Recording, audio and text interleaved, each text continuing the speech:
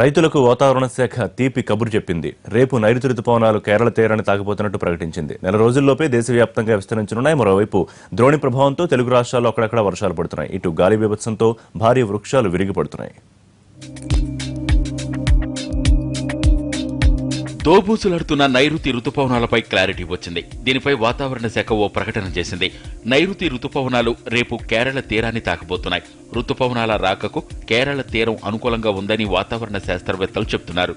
వాస్తవానికి జూన్ 1నే రుతుపవనాలు రావాల్సి ఉన్న ఈ ఏడాది వారం రోజులు ఆలస్యంగా ప్రవేశిస్తున్నాయి. రుతుపవనాలు ప్రవేశించక ముందే దక్షిణాది రాష్ట్రాలు చల్లబడ్డాయి.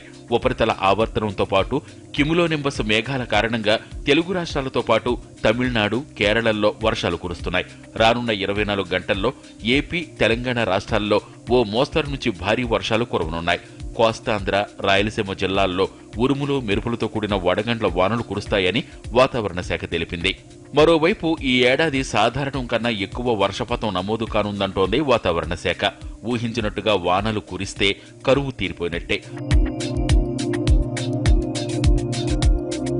మరోవైపు ద్రోణి ప్రభావంతో తెలుగు రాష్ట్రాల్లో అక్కడక్కడ వర్షాలు కురుస్తున్నాయి.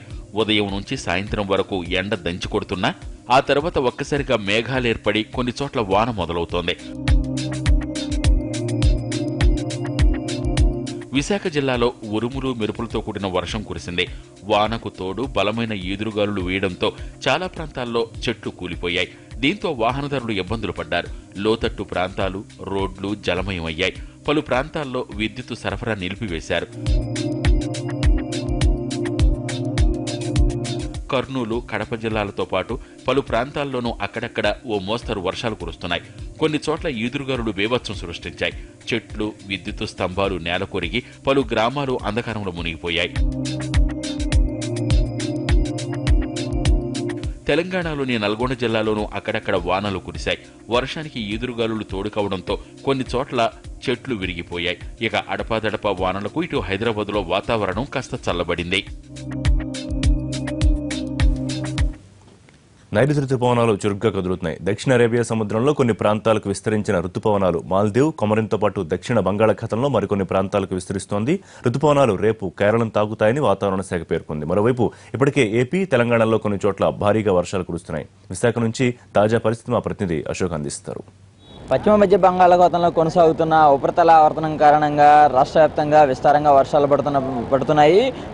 గడిచిన 2 రోజులుగా చూస్తే కనుక కోస్తా ఆంధ్రాలో మొత్తం అన్ని జిల్లాల్లో కూడా ఉరుములు, మెరుపులతో కూడిన భారీ వర్షం పడుతుంది. అయితే మరో 24 గంటల పాటు కూడా ఇదే పరిస్థితి ఉంటుందని వాతావరణ శాఖ అంచనా వేస్తుంది. మరోవైపు ఋతుపవనాలు అంటే ఈసారి ఒక 10 రోజులు ముందు వస్తాయని వాతావరణ శాఖ అంచనా వేసినప్పటికీ కూడా ఈసారి అయితే 10 రోజులు ఆలస్యమైన పరిస్థితి అయితే కనబడుతుంది. అయితే అధికారికంగా ఋతుపవనాలు కేరళను తాకనున్నట్టు రేపు ఐఎండీ ప్రకటించే అవకాశం అయితే ఉంది. అయితే ఈ ఋతుపవనాల రాకను సూచించే విధంగా రాష్ట్ర వ్యాప్తంగా వర్షాలు అయితే పడుతున్న పరిస్థితి అయితే కనబడుతుందని చెప్పుకోవచ్చు.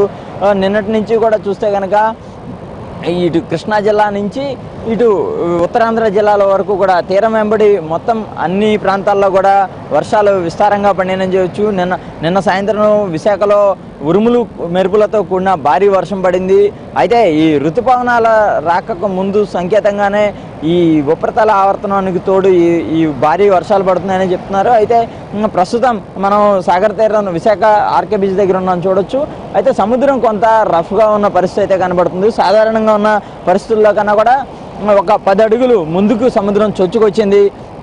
దీంతో కొంత బీచ్ కూడా కోతకు గురైన పరిస్థితి అయితే కనబడుతుంది. ఏదైనప్పటికీ కూడా పశ్చిమ మధ్య బంగాళాఖాతంలో కొనసాగుతున్న ఉపరితల ఆవర్తనానికి తోడు నైరుతి ఋతుపవనాలు మరో 24 గంటల్లో కేరళను తాకనున్నట్లు ఐఎండీ ప్రకటించే అవకాశం ఉంది. మొత్తానికి గనక మొన్నటి వరకు ఎండలతో మండిపోతున్న రాష్ట్ర ప్రజలకు ఇటు ఋతుపవనాలు రాకతో పాటు ఇటు ఉపరితల ఆవర్తనం కూడా కొంత ఊరటనిచ్చిందనే చెప్పుకోవచ్చు. ఇది ఇక్కడున్న తాజా పరిస్థితి. కెమెరా పర్సన్ హరితో అశోక్ ఎన్టీవీ, విశాఖపట్నం. నిజామాబాద్ పట్టణంలో భారీ వర్షం పడింది. ఉపరితల ద్రోణి ప్రభావంతో జిల్లా వ్యాప్తంగా వర్షాలు కురిశాయి. నిజామాబాద్లో ఎదురుగాలులతో కూడిన భారీ వర్షం కురిసింది. పట్టణం జలమయమైంది. డ్రైనేజీలు పొంగిపొర్లాయి. రోడ్లపైకి నీరు చేరడంతో వాహనాల రాకపోకలకు ఇబ్బంది కలిగింది.